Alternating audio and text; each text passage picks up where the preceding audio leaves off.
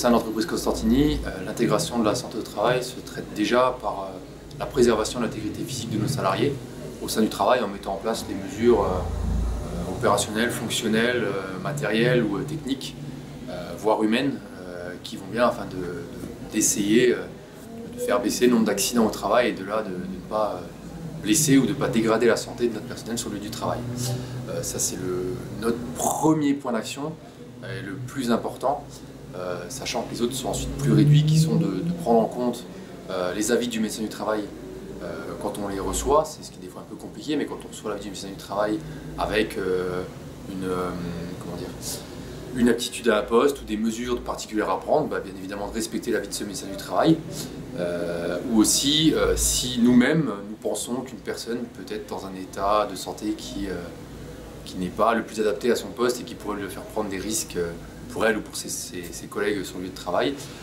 d'essayer de discuter avec elle et de l'amener vers le médecin du travail aussi pour voir ensuite, lors d'un entretien entre deux, ce qu'il est nécessaire de faire et d'adapter dans notre activité pour que la personne puisse continuer à travailler. La problématique du maintien en poste après accident du travail est assez difficile à gérer, vu qu'une grande partie de notre population sont des ouvriers. Nous avons peu de postes informatiques, par exemple, à prévoir s'ils ont une aptitude qui ferait qu'ils ne pourraient plus exercer sur un chantier de bâtiment. Donc ça, c'est un point assez compliqué. Ce qu'on met en place principalement, c'est alors déjà de 1, c'est des campagnes de sensibilisation du personnel, que ce soit sur les aspects sécurisés, sur les aspects santé, des campagnes de prévention sur des éléments assez simples comme se laver les mains en période d'épidémie par exemple, qu'on peut mettre via des affiches. Et c'est aussi de maintenir sur les chantiers, ce qui peut être compliqué, des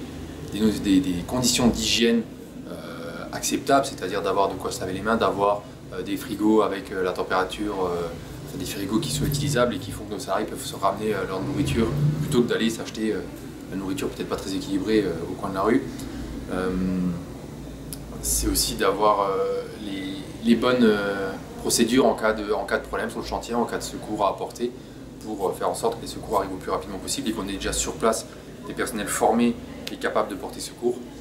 C'est bien évidemment contrôler le respect des règles de sécurité sur nos chantiers.